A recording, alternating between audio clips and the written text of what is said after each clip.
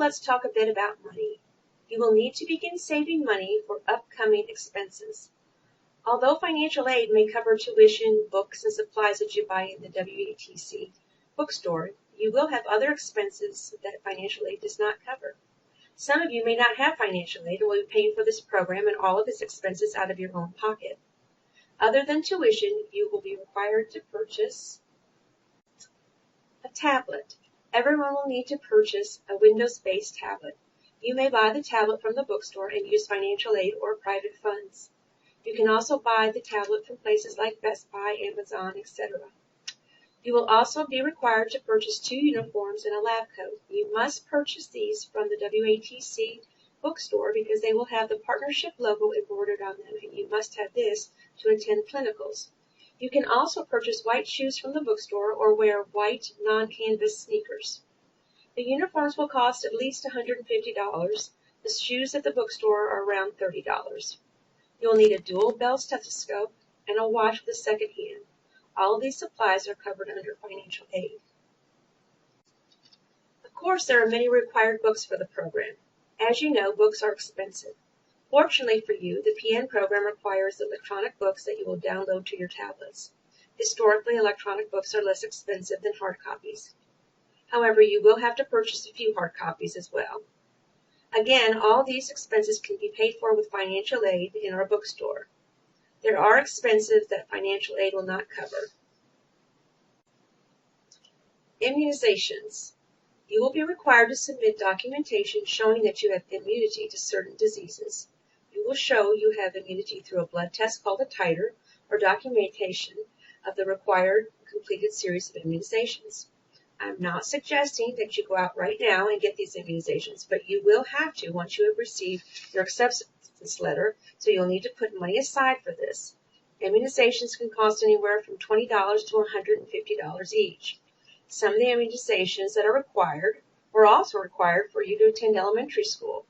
The first thing I would do is to call your mother or father and ask them if they have your shot record from when you were little. You can also contact the high school you graduated from and request the records that they have of your immunizations. Contact your physician as well.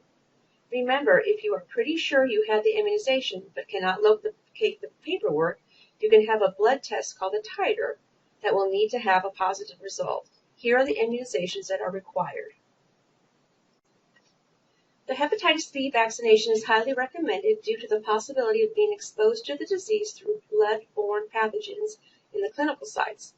However, this is one immunization you can decline to receive, although, as I said, it is not recommended.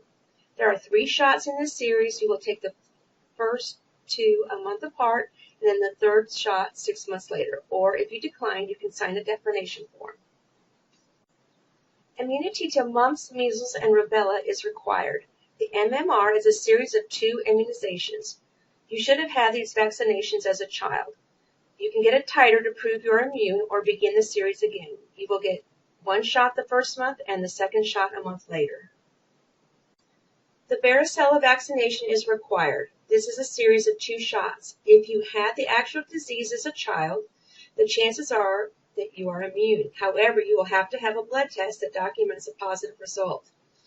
History of the disease alone does not qualify as immunity. Again, having the chickenpox when you were a child will not be accepted as proof of immunity. You must have documentation of 2 shots or documentation of positive results from a blood test. Tdap is required. You might have had Dtap as a child, but you must have the adult form called Tdap. You might have had a tetanus shot in the past few years, or a TB booster, but unless you've had the actual Tdap vaccination, which has diphtheria and pertussis, it does not qualify. TB tests are required annually. Your first TB test to enter the program must be a 2-step.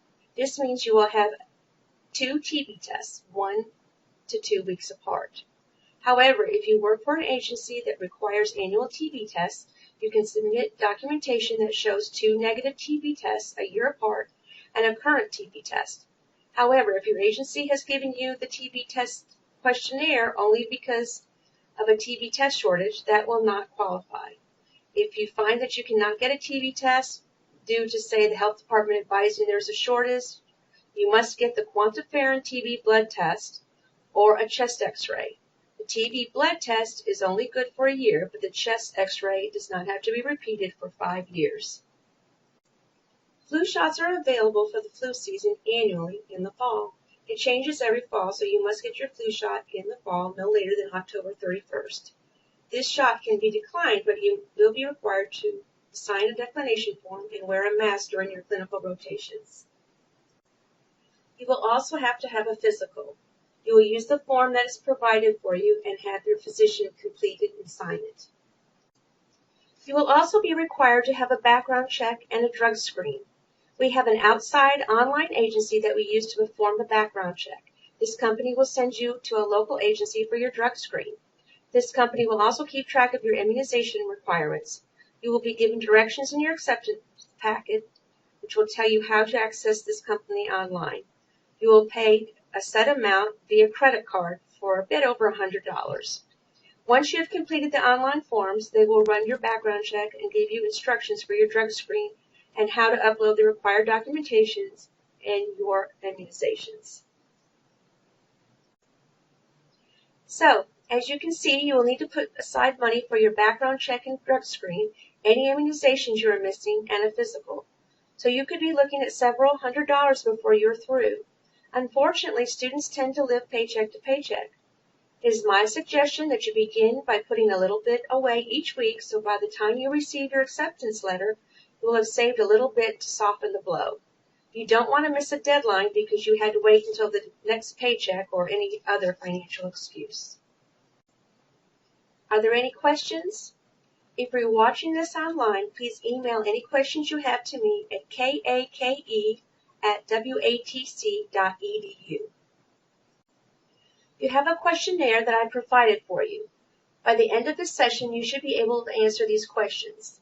You do not have to turn this in. It's for your benefit. So let's quickly go over these questions. What is due prior to being accepted? Transcripts, CPR, CNA verification, T5 test results. When is everything due prior to being accepted?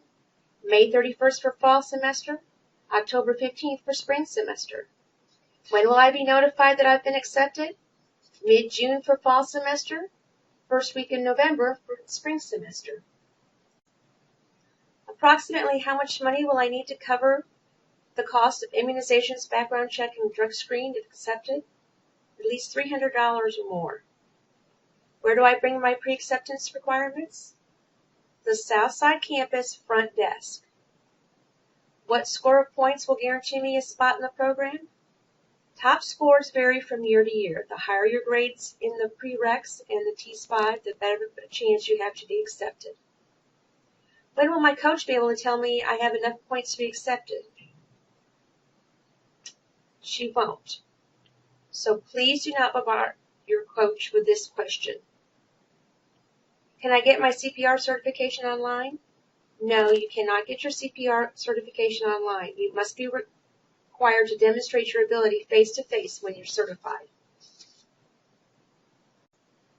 When do I need to apply for financial aid? As soon as possible. Do I need to meet with my academic coach to turn in my pre-acceptance requirements? No, just drop them off at the front desk. How will I know if I'm not accepted? You will receive an email advising that you have not been accepted. Who will I need to contact if I change my name, phone number, or address? The registrar's office as well as your academic coach and myself. What things do I need to think about that will need a backup plan? Transportation, childcare, income, study areas, study times, etc. Once I've been accepted into the PN program, I will need to provide documentation that I've received immunizations or tests. I will need to find my immunization record and or pay for a current vaccination for the following. That would be your Tdap, your MMR, your TB, your Hepatitis B, the flu shot, and Varicella. Answer this about yourself, true or false. I will meet all the deadlines, meet the academic requirements, and work hard to become a practical nurse because nursing is the profession I really want to pursue in my life. I hope that this is true for all of you. Thank you and congratulations. You have just completed the first step in applying for the Wichita Area Technical College Practical Nurse Program. Good luck, and I look forward to meeting with you.